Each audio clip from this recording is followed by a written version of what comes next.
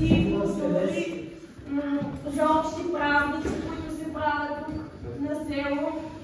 И точно това ще разгледаме днес. Няма кой знае колко време да ви отнема. Проектът е с наименование Културни мостове и културно образование за бъдещето. Участваме по дейност 5 изследователски проекти за културното наследство и етнокултурното многообразие.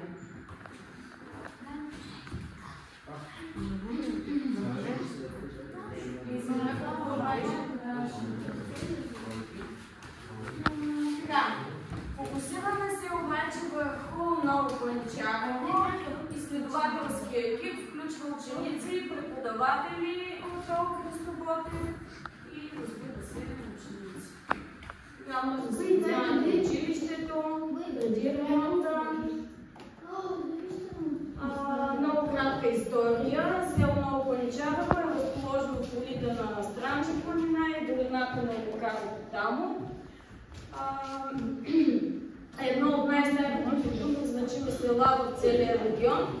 Историята му започва непосредствено след освобождението на България през 1878 и 1809, когато говорим обаче за този район, когато бежанци от села като Паничарово и Чинакчи се заселват в района, създавайки вече новото селище. Етнокултурното наследство на Ново Паничарово е част от етнографската група на руците. Това са българи, които в 16-17 век са се преселили от Родопите в Странджа, за да избегнат османското потисничество и насилственото хамеданчване. Тази група е известна със своите уникални обичаи, фолклор, традиции, които са запазени до днес. Селото е известно със своите параклиси, които са важна част от духовната културна идентичност на тази местна общност. Колко параклиса знаете, че има тук във вашето село? 3. Кои са те? Вие Монтана, и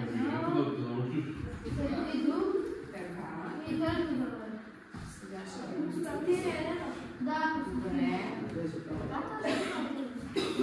ви традиции и обичаи. Тук виждате някакви ученички, съученички, бивши. Една от най-емблематичните традиции на Ново Паничарово е празника на Света Марина, който се отбелязва с курбан и водосвет. Този празник е важен за местната общност и се съпровожда с фолклорни изпълнения, като например тези на детска фолклорна формация Паничарче. Някой участва ли тук в Паничарче? Да, билето! Ето. Така, културни институции, селото разполага читалище, знаете го, което читалище всъщност е основан културен и просветен център за местните жители. Читалището се съхранява част от библиотеката на Стефан Стамболов, подарена на Страти Димитров, когато е бил народен представител. Сега, забележително. Църквата Света Троица, която е построена още през 1881 година, притежава изключително редки икони и е важен духовен център за селото. Музея на Ново Паничарово е открит сравнително скоро, през 2014 година, в автентичната къща на Страти Димитров. Музеят представя историята и културата на селото и параклисите, за които стана дума. Света Марина, Свети Спас, Свети Дух и Свети Константин и Елена. Само че не можете да намерите изображения на тези параклиси, за които видео. Защото не знам вие дали сте ходили, дали сте пълнени на селото. Това е традиционно се провежда събитие, седмица след Спасов ден, е важен социално и културно събитие за местната общност. Ново Паничарово съчетава в себе си богато наследство на Странджа, запазени традиции и обичаи, които го правят уникално място за посещение и опознаване на българската култура и история.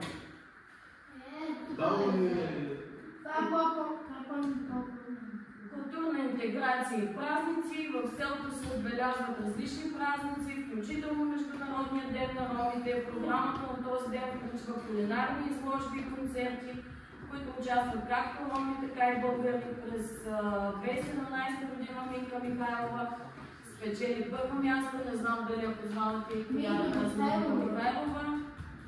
На кулинарния конкурс, представяйки петия стия, вечерта се провежда концерт с народно-ориенталски танци, песни, скетчове, включително изпълнение на деца от училището и жени от битова група Странджелска Зеленника.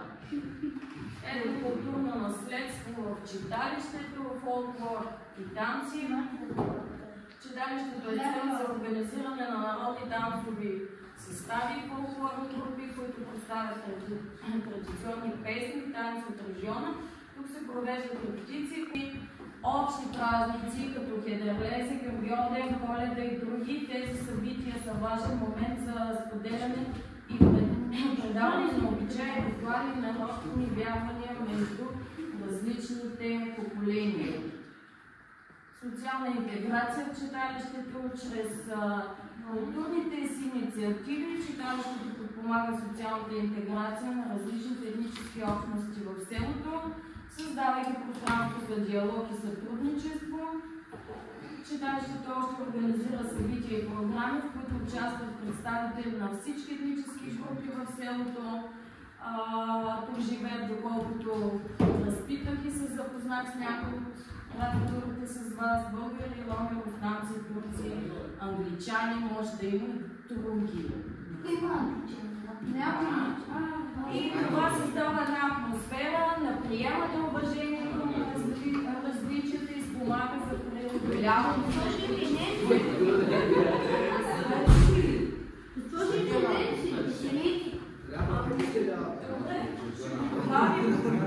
Социални проекти и инициативи. Читалището е платформа за социални проекти, насочена към уязвими групи.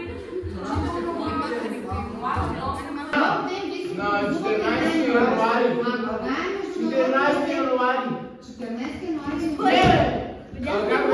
Не или 8 април е Международният ден на ромите, който празнувате всички роми. Но вие защо не празнувате много? Поне съм разговаряла с ученици от моите класове, че не го празнуват по-ранните родители. В това, че потомците на старите панечарци се връщат от тук всяка година на Спасов ден да празнуват паметта за своите деди, за да пребъде живата им връзка с тях.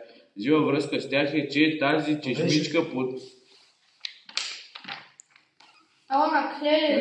Ден Силно Панчари, основно образование. Йордан Стоянов Шивачев. Тодор Тончев Георгиев, роден в село Бистрец. Кооперации със своите семейства. Празнична снимка. Дихай. Кай са хай, да ще не ми е папа спомена. Сега се играе. Позикам се. Много да знае. Зари, зидари, дипломирани майстори са Шивачи, Георги Кинчев и Атанас Папазов. Месари Георги Хаджи Анакев и Димитър Пеев. Браснари Киро Узунов и Аракел Пехлеванов. На Панчари до 1900 година е бил самостоятелна община, в която са влизали съседните села Крушевец и Ясна Поляна. От 1900 до 1903 година селището на общината било в Ясна Поляна, а от 1903 до 1934 отново Ново Панчарево било самостоятелна община.